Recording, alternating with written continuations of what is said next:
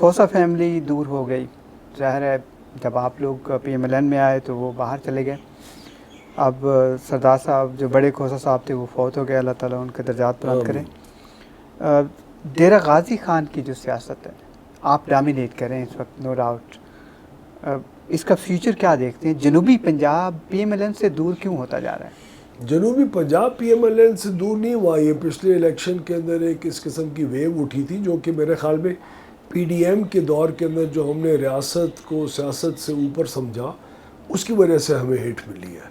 ورنہ 2022 میں جب عمران نیازی کی حکومت ختم ہوئی اس وقت تک اس کے ایم این ایز میں سے میرے خیال میں 80% پی ٹی آئی کا ٹکٹ لینے کے لیے تیار نہیں تھے.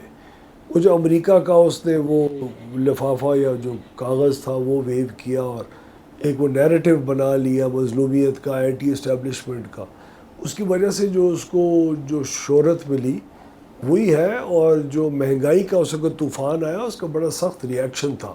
لیکن ہماری پارٹی نے سوچ سمجھ کے فیصلے کیے تھے کہ ریاست سیاست سے بڑھ کے ہے اور ریاست کو سپورٹ کرنا اور ریاست کو سروائیو کرانا زیادہ ضروری ہے. اور اگر آپ کو ٹیمپری اس میں پولیٹیکل کیپٹل ویسٹ بھی آپ کا ہوتا ہے اور اگر نقصان بھی ہوتا ہے تو ہم برداشت کریں گے. اسی پولیٹیکل کیپٹل کو گین کرنے کے لیے ہمارے لیے بہت ضروری ہے کہ ان 5 سالوں میں شہباز صاحب کی قیادت کے اندر ہم لوگ اس قسم کے اقدامات اور عوام کو ریلیف دیں تاکہ وہ ہماری ساکھ جو پہلے تھی وہ آئندہ بحال ہو. میں دیکھ رہا تھا کہ آپ لوگوں نے ایک ڈرائیو شروع کی تھی پچھلی پی ڈی ایم کے گورنمنٹ کی میں بات کرتا ہوں، آپ کی ہی حکومت تھی. کم از کم 3,22,000 مقدمات یا ایف آئی آر درج کی گئیں بجلی چوری کی. اس وقت یہ ایک اندازہ تھا کہ 520 ارب روپے کی پورے ملک میں ہر سال بجلی چوری ہوتی ہے. بڑی میراتھن ڈرائیو تھی، کنٹری وائڈ آپ لوگوں نے شروع کیا، اس کے ریزلٹ بھی آپ کے سامنے آئے، آپ نے بتایا. لیکن ابھی بھی میں دیکھتا ہوں جس طرح آپ نے یہ فگر دیا 300+ کا لاسز کا، نان ریکوریز وغیرہ کا. میں ایک پشاور کی مثال دیتا ہوں آپ کو. میں پیسکو کی بات کرتا ہوں، ڈسٹریبیوشن کمپنیز ہیں. پیسکو نے ابھی ریسنٹلی پچھلے 8 ماہ میں 81 ارب روپے کا لاس کیا ہے، اور پیسکو کی جو ریکوری ریشیو ہے وہ صرف 59% ہے، اور پرہیپس بلوچستان کے بعد سب سے بڑی. آپ کو پیسکو سے وہ کوآپریشن ملتا ہے؟ نمبر 1. دوسرا، یہاں پر چوری 81 ارب میں سے 56 ارب روپے کی چوری ہوئی ہے بجلی. کیا رسپانس ہے؟ مجھے تھوڑا سا بتائیے. ہماری چوری اور ریکوری کے فگرز پورے پاکستان کے اندر 586 سے کم ہو کے 300 ارب روپے 320 ارب کے اوپر آئے ہیں. اور الحمدللہ ہمارا بہت پازیٹیو اور اچھی بغیر مقدمات کے ان 2-2.5 سالوں کے اندر جی سیاست کی بھیڑ چڑھ کے وہ قانون ہی ختم ہو گیا. جہاں بجلی چوری کو ہم نے جی کرمنلائز کیا ہوا تھا، بدقسمتی سے وہ اسمبلیوں کی بھیڑ چڑھا ہوا ہے. وہ جو قانون تھا پہلے آرڈیننس کے تحت آیا تھا، اب کوئی ویسٹڈ انٹرسٹ ہے وہ جا کے اسٹینڈنگ کمیٹیوں میں شور مچا دیتے ہیں. اور ہمارے جو ایلائز ہیں اس کے اندر ہماری ایک دوسرے کے ساتھ جو سپورٹ ہم ایکسپیکٹ کر رہے تھے ان سے وہ ہمیں نہیں مل رہی. لیکن اس کے باوجود ہم نے بجلی چوری اور ریکوری کے اندر بہت امپرومنٹ کی ہے. ہاں 4 کمپنیز ہیں، سکھر ہے، حیدرآباد ہے، پشاور ہے اور جی کوئٹہ ہے. یہ پنجاب کی 5 کمپنیز کو تو ہم تقریباً 0 پہ لے آئے ہیں. لاہور کی کمپنی کا 86 ارب روپے کا نقصان تھا جب میں حکومت میں آج سے جب یہ منسٹری میں آیا. اس سال 18 ارب روپے ہوا ہے. ملتان کے اندر 36 ارب کا نقصان تھا، 1 ارب روپے کے اوپر لا کے کھڑا کیا اس نقصان کو الحمدللہ. اسی پولیٹیکل کلائمیٹ میں اپنے بورڈز چینج کیے ہیں. پشاور کا بھی بورڈ ہم نے چینج کیا، لیکن کئی ایریاز کے اندر ہیبچول لوگ نہیں کرتے، وہ لوگ پیمنٹس نہیں کرتے، لوگ کنڈے کو لگاتے ہیں. وہاں پنجاب کی گورنمنٹ نے ہمیں لا اینڈ آرڈر کے اندر پولیس نے بہت ہیلپ کیا.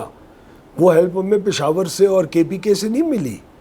اس کی وجہ سے وہ کمی نہیں آئی جو ہم ایکسپیکٹ کر رہے تھے. لیکن الحمدللہ بجلی کا استعمال زیادہ ہونے کے باوجود اس ڈسٹریبیوشن کمپنی میں لاسز اور ریکوریز کا حجم بہتر ہوا ہے. لاسز کم ہوئے ہیں اور ریکوریز بڑی ہیں ہمارے بورڈز کی ایفرٹ وغیرہ کی وجہ سے. لیکن ہم سمجھتے ہیں کہ پرائیویٹائزیشن ہی، کئی کمپنیز ایسی ہیں جن کا پرائیویٹائزیشن کے علاوہ کوئی اور حل نہیں ہے. جب تک پرائیویٹائز نہیں ہوں گی ہم ان کے اوپر کوشش کرتے رہیں گے کہ ان کے لاسز کم ہوں. اور الحمدللہ آدھا بوجھ ہم لاسز کا تقریباً کم کر چکے ہیں.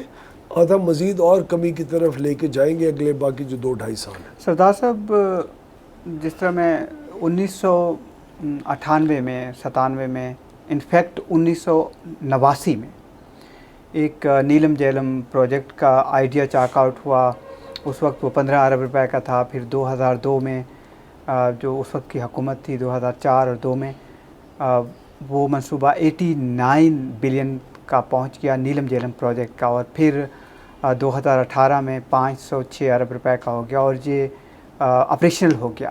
میں منصوبوں پہ بات کرنا چاہ رہا ہوں۔ بہت سارے انرجی پروجیکٹ لنگر آن ہوتے ہیں یا کسی کرپشن کی نظر ہو جاتے ہیں، اور ابھی بھی بدقسمتی سے 2022 میں یہ بند ہو گیا ٹیکنیکل بنیادوں پہ، اور 2026 میں دوبارہ شاید چلے۔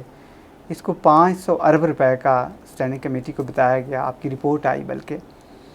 نیلم جیلم پہ تھوڑا سا ہمیں بریف کی۔ نیلم جیلم جی water and power development authority کا منصوبہ تھا، منسٹری آف واٹر ریسورسز کا ہے، اس کا ہماری وزارت سے کوئی تعلق نہیں ہے، لیکن اس قسم کے جتنے بھی ڈیلیز آتے ہیں، کنسٹرکشن فالٹس ہوتے ہیں، ڈیلیز آتے ہیں، کانٹریکٹر کا قصور ہوتا ہے، وابڈا کا اپنا قصور ہوتا ہے، کنسلٹنٹس کا قصور ہوتا ہے، جو بعد میں انکوائریز شہباز شریف صاحب نے کروائی اور اس کے اندر رزلٹ سامنے آئے، اس کی وجہ سے بہت نقصان ہوتا ہے۔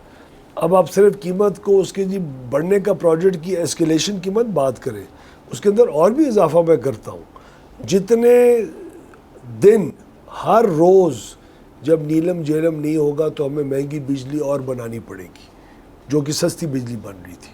580 ارب روپے تو وہیں کا وہیں ٹھہر گیا نا جو اس کی قیمت تھی۔ اب بجلی پیدا کرنے کے عمل کو دیکھیں، نیلم جیلم کی بجلی تقریباً مفت کی بنتی ہے بیکاز آف دا واٹر، اس کی کیپیسٹی پیمنٹ بہت زیادہ ہوتی ہے، اس کی فیول پیمنٹ نہیں ہوتی۔ جی ہر یونٹ جو نیلم جیلم نہیں بنا رہا ہوگا اور مجھے ایل این جی گیس سے بنانا پڑے گا یا کوئلے سے بنانا پڑے گا یا فرنس آئل سے بنانا پڑے گا، وہ بہت میجر ایک امپیکٹ کرتا ہے ہماری بجلی کے اس کے اوپر۔ تو ابھی ہم نے وابڈا اور ان سب کے ساتھ وزیر اعظم صاحب نے بات کی ہے اور کافی انیشیٹو بھی لیا ہے، اور اب نئے چیئرمین جو ہے وابڈا کی وہ بہت زیادہ انیشیٹو والے انسان ہیں اور اچھے technically and administratively sound and strong ہیں، اور وہ ان پروجیکٹس کو دوبارہ آن لائن نہ صرف لے کے آ رہے ہیں بلکہ نئے جتنے بھی پروجیکٹس وابڈا کے ہیں اس کو بھی فل کمپلیشن کی طرف لے کے جا رہے ہیں۔ لیکن ایک اور چیز بھی ہے، جی ہماری حکومتیں جب یہ منصوبے سوچتی ہیں نا تو ان کے ساتھ پھر جتنے پیسے کی کمٹمنٹ اگلے چند سال لے کے آنی ہوتی وہ بھی نہیں پوری کرتی۔ جب آپ نے اگر 500 ارب کا پروجیکٹ ہے 5 سال میں پورا کرنا ہے تو 100 ارب روپے چاہیے نا، جی آپ کو ملیں گی 20 ارب، تو وہ باقی 8-10 سال اور اس میں اضافہ ہوگا، پھر مہنگائی کی وجہ سے کاسٹ اسکیلیشن بھی ہوگی۔ تو یہ مختلف پرابلمز ہیں جس کو ریزالو کرنے کی واٹر منسٹری خود کوشش کر رہی ہے، اور اللہ کرے آئندہ انشاءاللہ ریزالو ہو یہ۔ 2029 یا 28 تک یا 30 ہم بات کر لیتے ہیں، آپ کو جو تھرمل سے بجلی کی توقع ہے، مختلف داسو ڈیم ہے یا بھاشا ڈیم وغیرہ ہے، وہ تھوڑا سا اگر ہمیں کچھ شیئر کر پائیں۔ ہمارے آئی جی صاحب کے اندر جو ہماری پوری پلاننگ ہے 2035 کی، باقی جتنی بھی بجلی آ رہی ہے وہ سب یا رینیوبل ہے یا ہائیڈل ہے یا نیوکلیئر ہے۔ اس میں ہم تھرمل انرجی کے اندر کوئی ایکسپینشن نہیں ہو رہی، اب تھرمل کی ایکسپینشن ختم ہے۔ اب یہی جو ہمارے تھرمل کے آلریڈی یونٹس ہیں جو امپورٹڈ کول پہ چل رہے ہیں، ان کو اب ہم لوکل کول کی طرف شفٹ کر رہے ہیں۔ اس سے آپ کو انرجی سیکیورٹی بھی آئے گی، باہر سے امپورٹڈ فیول بھی نہیں آنا پڑے گا، زر مبادلہ بھی آپ کا سیو ہوگا، اور آپ کی بجلی کی قیمت کے اندر کمی بھی آئے گی۔ باقی جتنی بھی بجلی ان دا فیوچر آ رہی ہے سب انڈیجنس سورسز سے ہے۔ آج آپ تقریباً 76% بجلی اپنی انڈیجنس سورسز سے پیدا کر رہے ہیں، باہر کے تیل سے نہیں کر رہے۔